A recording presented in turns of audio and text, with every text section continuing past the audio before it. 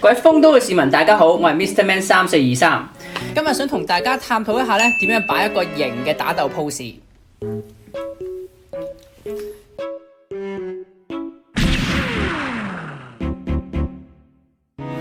歡迎嚟到我嘅 channel 啊！我個 channel 咧主要咧會有好多玩具攝影嘅分享啦，或者分享玩玩具嘅心得嘅。咁如果你未訂閱我個 channel 咧，麻煩你訂閱啦 ，like 我嘅影片啦，咁啊 share 俾更加多朋友睇啦。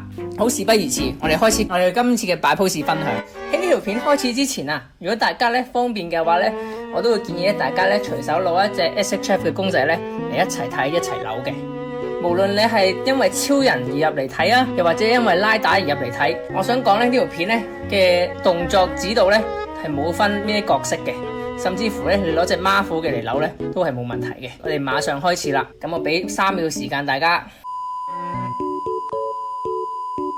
咁今日咧我哋會有按住呢2個唔同嘅方法咧去模仿點樣去扭呢啲公仔嘅。第一個方法咧，我哋可以參考翻咧我哋之前我成日會推崇嘅扭蛋系列啦。咁因為咧佢嘅姿勢咧已經係好跟翻原著嘅一個 pose 噶啦。咁所以我哋只要參考住佢嘅動作咧，學翻佢嘅細節咧，咁其實咧就可以做得出咧一個比較自然嘅效果。第二個咧就係我哋去按住呢一啲日本推主佢自己所研究出嚟嘅一啲擺法，咁咧我哋去試下咧去模仿翻佢嘅打鬥 pose。好，首先第一件事啊，我哋咧去攞到隻公仔上手嘅時候咧，我哋要留意翻咧佢究竟咧有啲咩關節，因為唔同嘅系列咧佢嘅關節設計咧都會有所不同嘅。咁我哋明顯見到咧，我哋頭部嘅設計啦，佢用一個咁樣嘅球形關節嘅。咁但係調翻轉咧，超人系列咧好多時咧佢係用一個軸嘅關節㗎。咁啊，以上呢個例子之後咧，其實你留意埋咧，佢嘅膊頭關節同拉打嘅膊頭關節設計咧，亦都會有所唔同啦。超人係可以咁樣擰㗎啦，呢度亦都有得再擰㗎啦。咁啊，腰嘅幅度亦都有唔同啦。大腿佢個幅度，膝頭哥佢個腳掌嘅設計。咁啊，調翻轉睇下拉打，佢係冇得咁樣擰嘅，除非真骨雕系列啦。真骨雕有啲就可以咁樣擰嘅，但係 Zero One 譬如啲普通 SHF 咧就唔得嘅。咁啊，大腿啦，設計都有啲唔同啦，膝頭哥腳嘅關節，而譬如 Zero One 嘅系列咧，佢呢度嘅扭動咧亦都會差啲嘅。咁啊，所以總之我哋去玩嘅時候咧，要好好留意下佢關節設計啦。咁啊，以防咧會有機會扭斷。咁首先啦，我哋由頭開始去模仿起啦。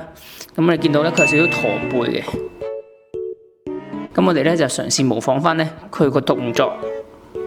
咁咧留意翻啦，佢每個動作咧，佢啲前後位咧，我哋都要模仿。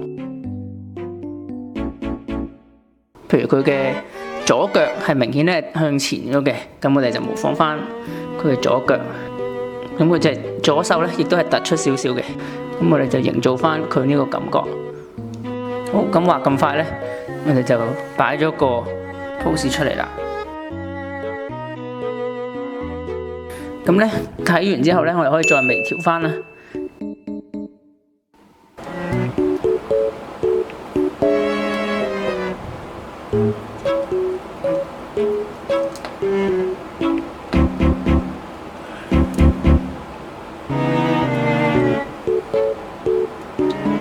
其實去扭呢啲超人嘅時候咧，亦都有一個特別嘢要注意咧，就係嗰啲花紋。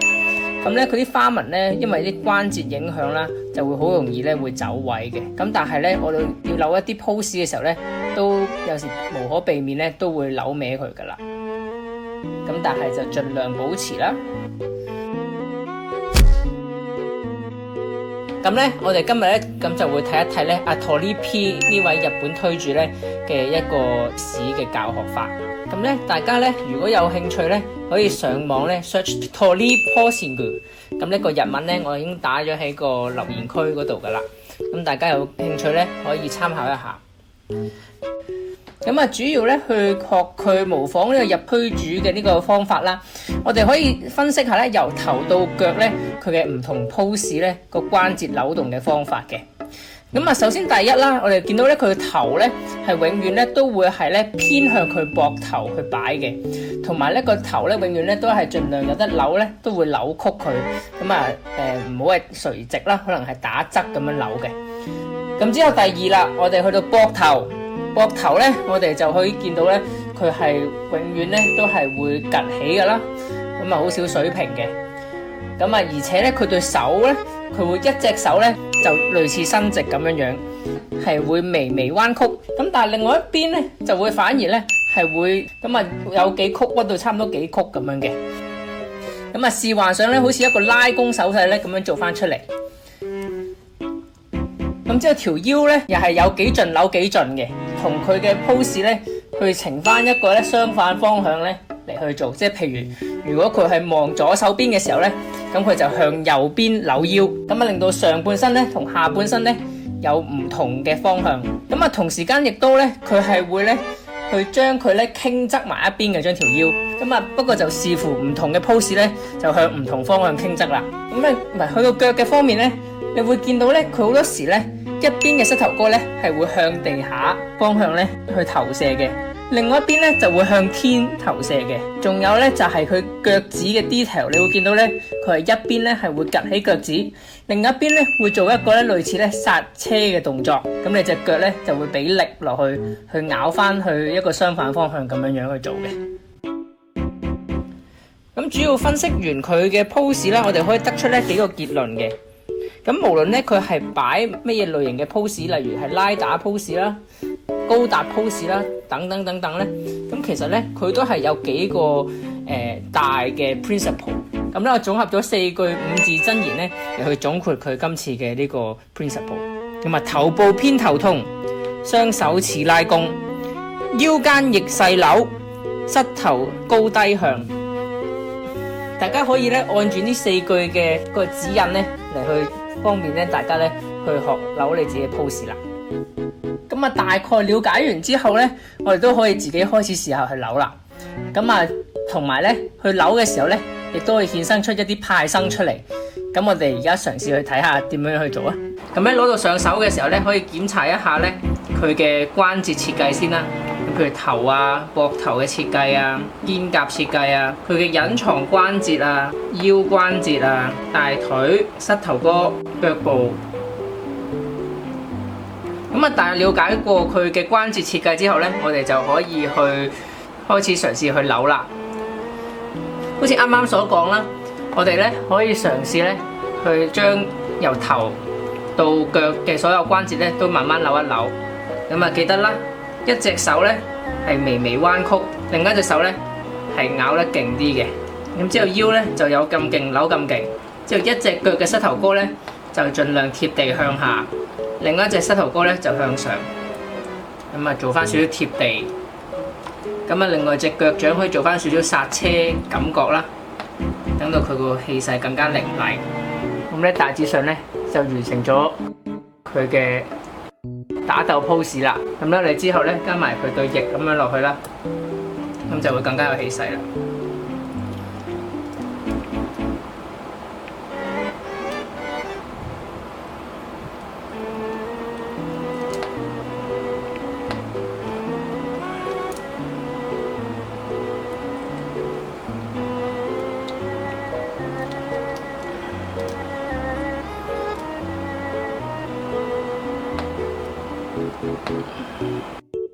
再配合翻，我哋可以派生出其他嘅動作啦，譬如一啲飛行嘅動作。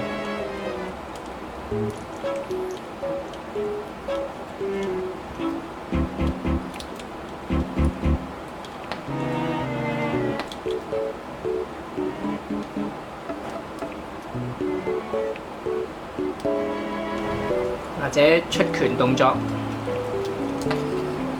好，我哋示範完塔扎多羅，我哋可以示範其他。咁啊，另外其他 SHF 都一樣啦。咁啊，不過 SHF 嘅關節咧就冇咁好嘅，咁但係唔緊要，你都可以照嘗試去扭，咁啊盡量去配合啦。咁啊去擺翻嗰個揮拳嘅姿勢。咁啊前後腳啦，一隻腳係向地下，另一隻腳個膝頭哥係向上啦。跟住腳趾啊，記得要屈曲啦。咁啊腰啊扭到盡啦，有咁盡得咁盡啦。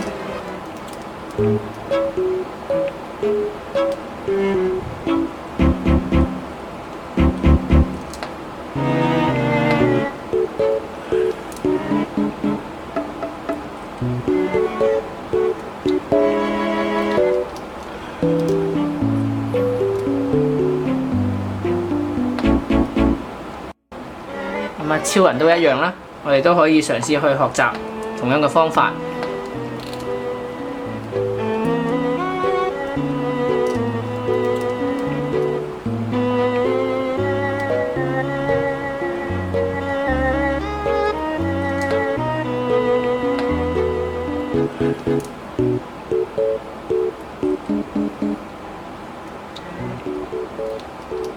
咁啊，頭部偏頭痛，腰間逆勢扭，膝頭高低向，雙手似拉弓。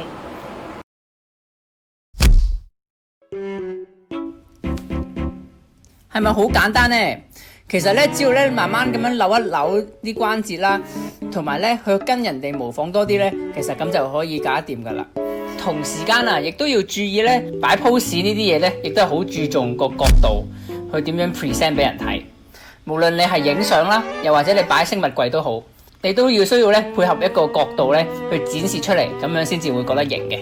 咁例如而家呢個示範啦，又或者我哋提高呢個角度嘅時候，咁亦都會變咗咧兩碼子嘅事。咁所以講到底啊，就係咧你擺 pose 咧，同時間咧你都要咧配合一個好嘅角度或者係攝影嘅。另外一個好重要嘅 tips 咧，俾大家就係佢全身嘅關節咧，我哋都嘗試咧將佢微微調校。就算咧你唔用得着佢嘅時候咧，你都可能盡量咧彎曲少少，唔好係直不甩咁樣樣。因為直不甩咧，往往咧佢都係會令到佢好假嘅，除非你可能做翻啲企姿咁樣啦。但係否則你做一啲打鬥 pose 啊，又或者喐動嘅動作咧，佢嘅關節咧好多時咧都會一定會有微微彎曲嘅。如果你想咧佢擺得自然嘅咧，就一定要咁樣做啦。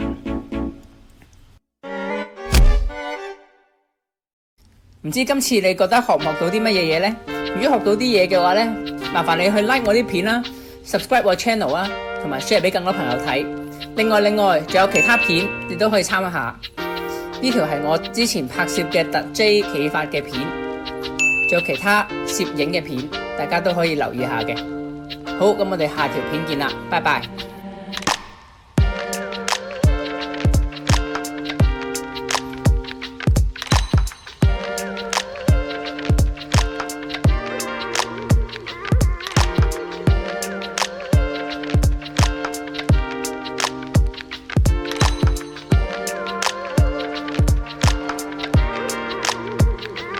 靚相唔識影，你未試過又點知道？我係 Mr. Man 3423，我哋下條片見，拜拜。